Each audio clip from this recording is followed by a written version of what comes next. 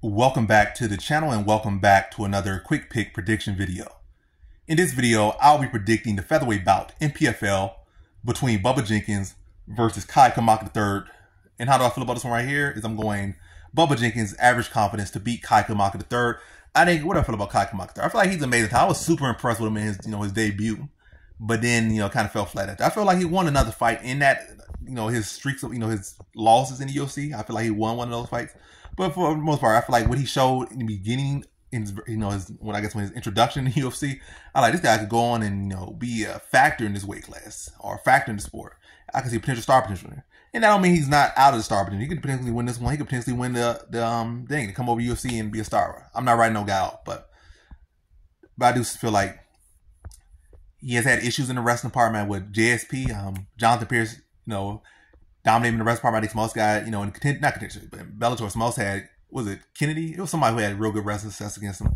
So it's not just over after the Pierce fight that he got wrestled over here. And he's supposed to be, another thing, but like I think he was a state champion wrestler, this and that and stuff like. It always don't translate. Melvin Gallard also was a state champion. I think what's his name? Melvin Gallard was state champion. Diego Sanchez was state champion wrestler. Not to say that none of those guys are particularly amazing wrestlers, to be honest. Especially Melvin Gallard as far as defensively. But yeah, where am I going with this? Also, Kevin Gaston was also a state champion wrestler, I believe. Yeah, he was a state champion wrestler. And I feel like his wrestling and grappling one of the weakest areas of the game. And did that before Dini. That you're a state champion wrestler. And when you're in MMA, that's the weakest part of your game. But yeah, now I'm back to this one. Yeah, I feel like Kamaka III is still kind of weak in the wrestling. I feel like he still hasn't had that performance that said, oh, I've passed this part of my game up. He still has not had that performance. And I just feel like Bubba Jenkins can exploit that. I feel like Bubba Jenkins is definitely credential-wise the best wrestler he's ever fought by far.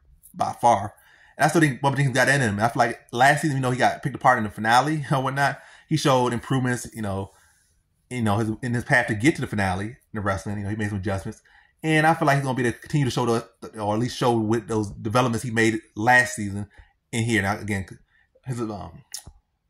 yeah. And I feel like the main thing is like, he has the skills.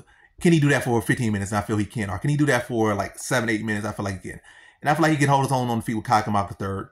And I feel like he can win on the feet with Kamaka III. Is that the best path? No, but I feel like he can win substantial minutes on control, potentially finish Kamaka III. But I'm going to say it goes the distance. And I say he controls him for a large portion of this fight and lands good ground pounds, some probably decent submission attempts.